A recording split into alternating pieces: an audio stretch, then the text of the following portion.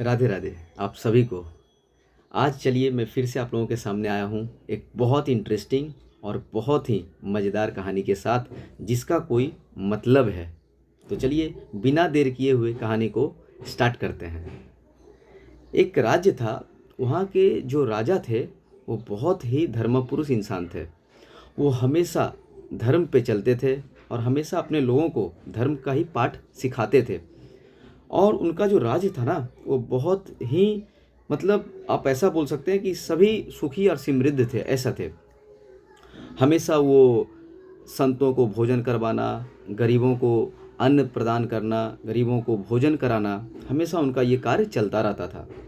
जो भी उनके पास से गुजरते थे संत साधु, सभी का वो भोजन कराते थे। हर दिन का उनका वो काम था। एक दिन होता यह है कि 3 महात्मा उनके पास पहुंचते हैं। तो राजन बैठाते हैं उन तीनों को, तीनों महात्मा को बड़ा आदर के साथ बैठाते हैं और बोलते हैं कि बस थोड़ा सा आप प्रतीक्षा कर लीजिए, भोजन बस आ ही रहा है।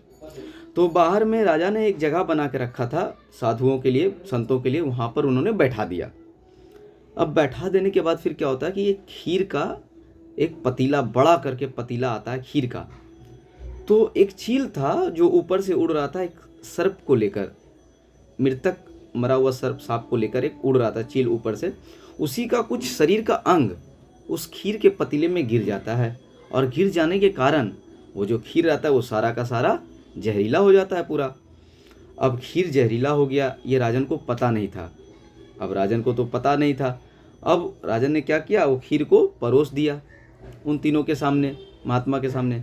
अब वो 3 महात्मा उसको खाए। खाने के बाद वो तीनों का वहीं देहांत हो गया। अब राजन को तो कुछ समझ में नहीं आया वहाँ पे। उसके बाद देहांत हो जाने के बाद सुनिएगा क्या हुआ। उन तीनों का आत्मा, महात्मा का आत्मा स्वर्ग पहुँचता है, स्वर्गलोक।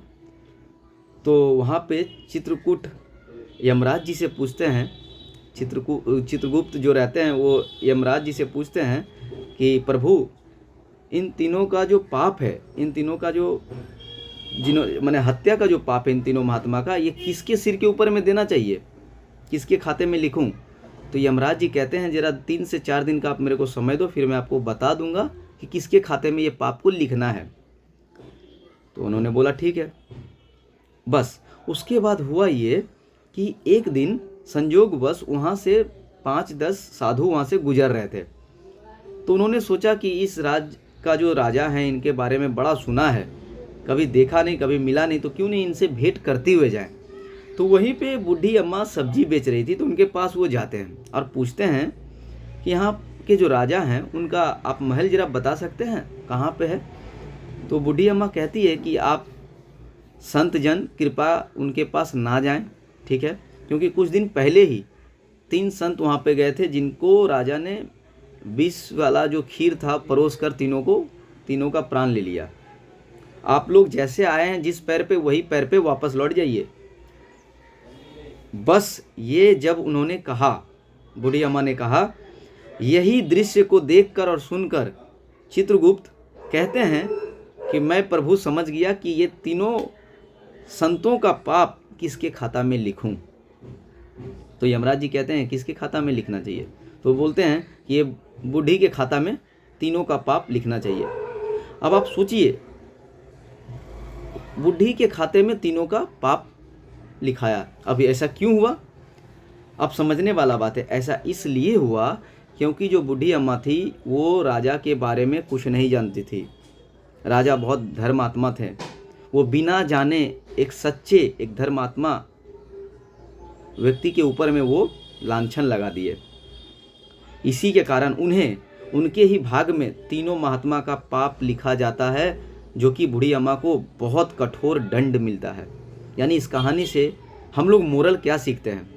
इस कहानी से मोरल यही हम लोग सीखते हैं कि कभी भी किसी के बारे में बिना जाने कभी भी हमें उनका निंदा नहीं करना चाहिए, उनके बारे में अनाप शनाप नहीं बोलना चाहिए, क्योंकि आपको पता नहीं कि अगला कैसा है।